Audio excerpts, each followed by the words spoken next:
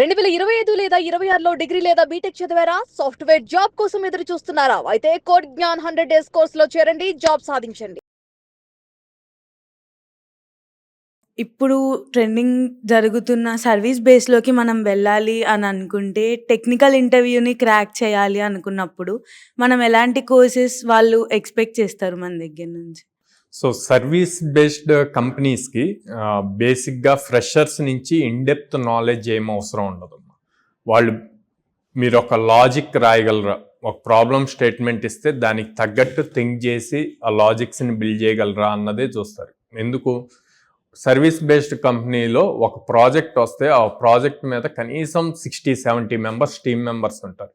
And మొత్తం మీద work చేయాల్సిన అవసరం ఒక చిన్న మాడ్యూల్, చిన్న టాస్క్ మీద ఇస్తారు. అంటే సింపుల్గా మీకు అర్థం అవటానికి చెప్పాలి అంటే, ఫర్ సపోజ్ సైన్అప్ పేజ్ ఉంది. సైన్అప్ పేజ్లో మనం జనరల్గా ఏం తీసుకుంటాం?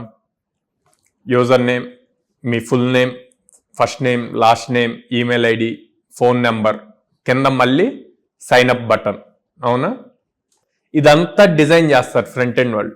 బ్యాక్ ఎండ్లో మళ్ళీ దానికి లాజిక్స్ రాస్తారు, రైట్? ఆ బటన్ ఈ మొత్తం ఒకళ్ళు వర్క్ చేస్తే కింద బటన్ ఉంది కదా, మనం సైన్అప్ అనే బటన్ క్లిక్ చేస్తాం. ఆ బటన్ ప్రాపర్గా వర్క్ అవుతుందా, అది మళ్ళీ ప్రాపర్ డేటాబేస్ కనెక్టివిటీ అవుతుందా, డేటాబేస్లో స్టోర్ అవుతుందా అన్న దానికి ఒకళ్ళని తీసుకుంటాం. ఇట్లాగా ఒక మాడ్యూల్ని మళ్ళీ దాన్ని ఒక 2-3 సబ్ మాడ్యూల్స్గా డివైడ్ చేస్తారు. సో ఎక్కువ నాలెడ్జ్ అవసరంలా, ఉన్న నాలెడ్జ్తో ఒక టాస్క్ కన్నా వీళ్ళు ప్రాపర్గా కంప్లీట్ చేయగలరా లేదా అన్నదే చెక్ చేస్తారు. సో ఆ బేసిస్లో మీరు సర్వీస్ బేస్డ్ కంపెనీస్ని టార్గెట్ చేసినప్పుడు ప్రాపర్ స్ట్రాంగ్ ఫౌండేషన్ ఉంటే చాలు.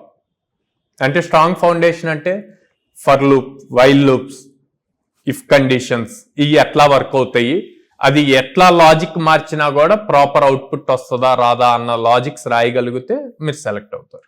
ఇప్పుడు ఫర్ ఎగ్జాంపుల్ నేను ఎనీ ఇంటర్వ్యూకి వెళ్ళాను సార్, జాబ్ వచ్చింది సార్, ఓ 2 years చేస్తాను సార్. నెక్స్ట్ ఆర్టిఫిషియల్ ఇంటెలిజెన్స్ ద్వారా నా వర్క్ని నన్ను రిప్లేస్ చేసేస్తే నెక్స్ట్ నేనేం చేయగలను? 2 years దాకెందుకు, 1 monthలో రీప్లేస్ చేస్తుంది. Yes sir, for example not only AI వచ్చింది అని కాదు, లాస్ట్ 3 years 4 years నుంచి చూసుకుంటే గనక మీకు ఒక్కసారి జాబ్ వచ్చింది అని చెప్పి మీరు రిలాక్సేషన్ మోడ్కి వెళ్ళారు అంటే ఆ జాబ్ మ్యాక్సిమం 6 months ఉంటుంది మీతో. ఇప్పుడు లాస్ట్ 6 monthsలో ఏఐ బేస్డ్ చూసుకుంటే ఆ జాబ్ మీతో మ్యాక్సిమం 1 month or 2 months ఉంటుంది.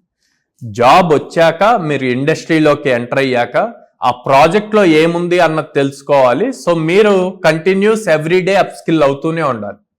అది డైలీ 1 hour అవనండి, హాఫ్ అన్ అవర్ అయినండి, కంపల్సరీగా అప్ స్కిల్ అయితేనే మీరు సేఫర్ సైడ్ ఉంటారు. లేదు అంటే గనక ఏ టైంలో అయినా ఎర్లీ మార్నింగ్ మెయిల్ రావచ్చు మీ సర్వీసెస్ డన్ అని చెప్పి. సో ఎప్పుడూ అప్ స్కిల్ అవుతూనే ఉండాలి.